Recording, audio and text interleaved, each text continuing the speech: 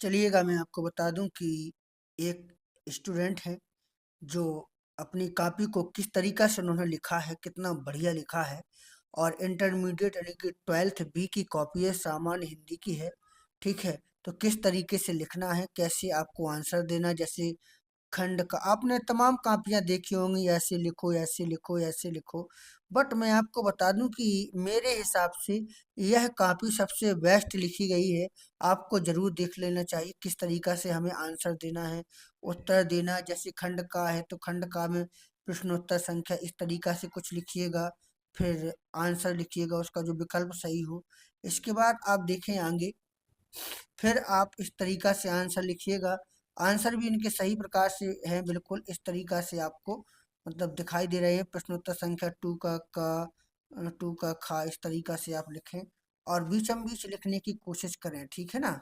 और इसके बाद जैसे आपको लिखना है प्रश्नोत्तर संख्या संकेत, तो इस तरीका से कुछ लिखें, ठीक है।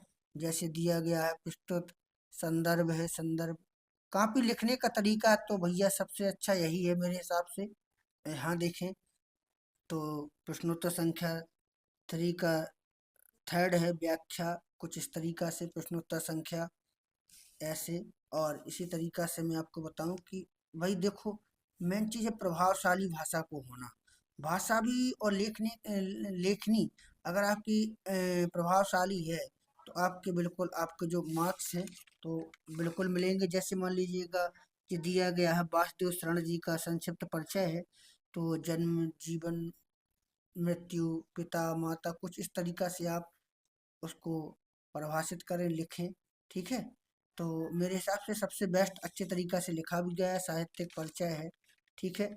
और रामधारी सिंह दिनकर हैं, जैसे रामधारी सिंह दिनकर जी का है, तो कुछ इस तरीका से आप लिख सकते हो, ठीक है।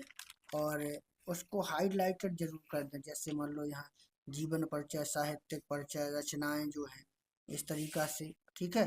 और और इस तरीका से प्रश्नोत्तर संख्या जो है छठवां, आप इस तरीका से भी देख सकते हैं, ठीक है। और ऐसे लिखें तो आपको पूरे के पूरे नंबर मिल जाए। कटिंग ज़्यादा ना करें, ठीक है ना, कटिंग ज़्यादा नहीं होनी चाहिए। कटिंग ज़्यादा करोगे तो नंबर कहीं ना कहीं तो कटेंगे ना। और देखो, लिखने का अगर आपका तरीका सही है तो आपके नंबर जो है बहुत ही कम काटे जाते हैं, ठीक है ना।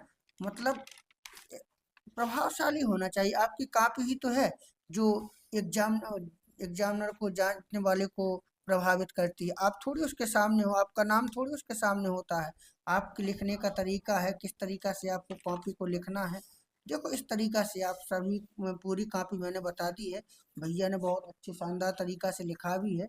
तो मैंने देखो पूरी कॉपी आपको बता दी है। अभी मैं इसको चेक भी करूंगा। तो मैंने कहा इससे पहले मैं छोटा सा वीडियो बना दूं ताकि आप लोग देख सकें कि हम किस तरीका से लिखें, ठीक है।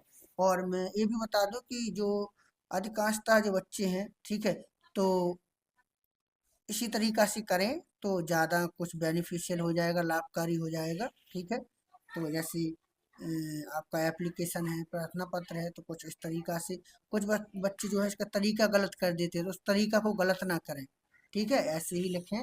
और दिया गया जैसे निबंध है, तो निबंध बेरोजगारी की समस्या है, इस पर रूपरेखा प्रस्तावना, ठीक है। और बेरोजगारी एक प्रमुख समस्या, ऐसे लिखें। और यहाँ पर भी देख लीजिएगा, ठीक है, इस तरीका से आप उसको लिखें। देखो हिंदी में भी अच्छे नंबर आने चाहिए, ठीक है। तो इस तरीका से आप लिख सकते हैं, अच्छे नंबर भी पा सकते हैं। उपसंहार आप लिखें। और जब आप लिखना बंद करें तो आप यहाँ पर अपना रोल नंबर वगैरह जरूर डाल लें, ठीक है। धन्यवाद, एक बार आप जरूर देख लें। इस कॉपी को मैं चेक भी करूँगा तो बताऊँगा कितने नंबर आए हैं।